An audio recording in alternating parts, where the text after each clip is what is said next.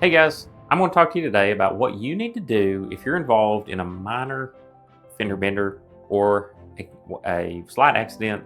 Usually, what we call in the insurance world a comprehensive claim, and this is typically when you maybe are driving and maybe you accidentally hit an animal, it runs out in front of you, and you can't do anything about it. Maybe there's some debris that you hit. Maybe somebody might rear end you, or if you're just involved in a real small collision where there's not much damage done, there's nobody's hurt.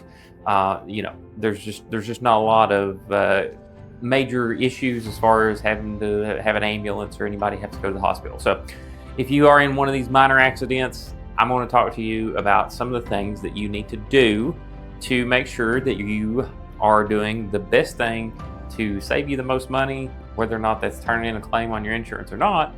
But we're going to talk about it right now. And the first thing I want to talk to you about. So, if you are in a slight fender bender, or like I said, one of these claims where you hit an animal maybe on the road and nobody's hurt, you just pull over to the side, make sure everything's okay, make sure your vehicle's drivable. Get out and take some pictures if you can of the damage done, and just to document, what happened exactly. But so I get this question a lot whenever people come in. They might come in, they say, "Hey, I need to turn a claim in," and my first question obviously is, well, just tell me a little bit about what happened, and if you happen to be in one of these slight fender benders or comprehensive type claims. This is what I always tell everyone is, do you have any pictures? Is the vehicle here? Can I go look at it? Because here's the thing, anymore, a slight fender bender, if you hit a deer or anything like that, you might be looking at $2,000-3,000 just like that. It's not cheap to fix vehicles anymore. So what I always tell everyone to do before we can make an informed decision is the first thing you should do is go get a quote from your local body shop. That gives you an idea of how much damage was done, how much it's going to cost. So that's the first thing that I tell anybody to do in these type of situations is go check out, go to your local body shop, let them check it out, see how much it's going to cost you. Because the last thing you want to do is turn in a claim that, let's say it's a $1,500 worth of damage and you've got a $1,000 deductible. That may not be something that you want to turn in. You may decide, what, I'm just going to pay that out of pocket. No big deal. So that's why, I always say, go to your body shop, let them see how much the damage is, and then we can assess whether or not we need to turn that claim in or not. So, and then you do run into some other things, just depending on how long it's going to be in the shop, if you need a rental car and things like that. But the first thing we need to do is know how much we're looking at from that damage that was done. And the other thing that I'll tell you is you do not need 3 different quotes from a body shop. I mean, if you know somebody, in one of the local repair guy, just go get a quote from them just to give you an idea. If it seems out of the ordinary or whatever, then you might want to get a second opinion. But for the most part, just get one for the initial evaluation. So that's the first big thing I would say to do if you're involved in any type of these claims. Okay, let's say now that you're in maybe a slight fender bender, and you're not real sure if this is something that let's say it's not much damage, and then the person that maybe rear-ended you or kind of scratched your vehicle, whatever it was. Let's say they're trying to convince you just to take some cash so you don't turn it in, so they don't have to turn it in on their insurance. I highly caution you on doing this, and the reason being is because you don't know if you're out here. You're in a little fender bender, it does some damage to your vehicle.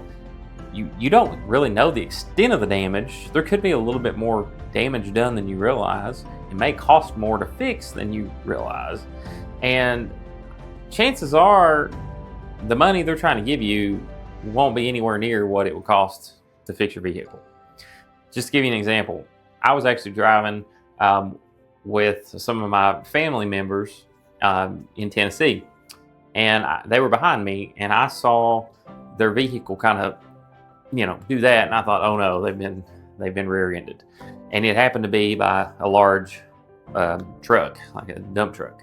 So, and that's exactly what this gentleman was trying to do, because he drove this commercial vehicle and he didn't want it to affect his insurance negatively. So he was trying to convince the person driving the vehicle that was hit to take some cash and let's forget about it. But I quickly informed him that that is likely a several $1,000 claim or damage that's going to cost to be repaired.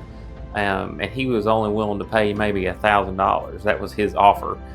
And it did turn out, guess what? It was $3,000 to fix the damage that was done from this fender bender. So I will always caution you on trying to settle some of these fender benders without at least consulting with your insurance agent first.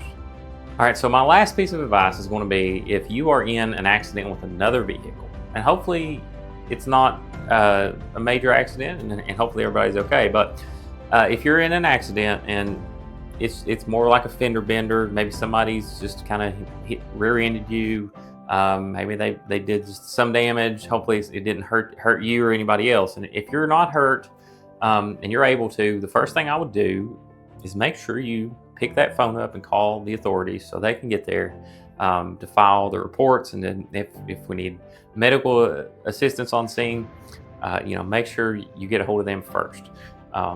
That's the first thing to do.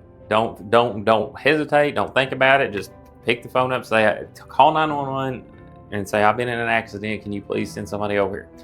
So that does a few things. Getting those authorities on scene gets that report done, that police report. You have to have that police report to make sure the claim is handled efficiently. So make sure you get that done. You have to get the police on scene to do that. And also, something else it does, people act a little bit crazy sometimes when they're in accidents. So if you're not comfortable getting out of the vehicle, talking to the person that you're involved in, don't just stay in your vehicle, keep the doors locked, wait till the authorities to be on scene, and wait till they get there before you get out of your vehicle. That's just if you feel uncomfortable, if you're not in a familiar area, or if you don't feel real comfortable with the person how they were acting that was involved in that accident with you.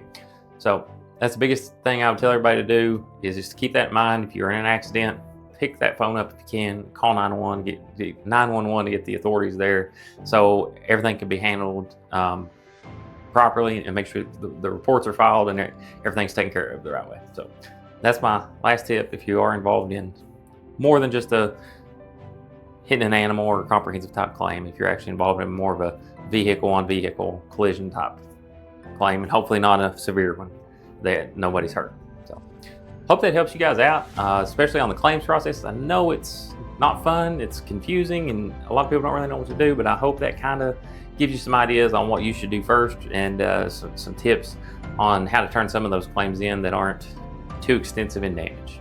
Talk to you guys later. See you.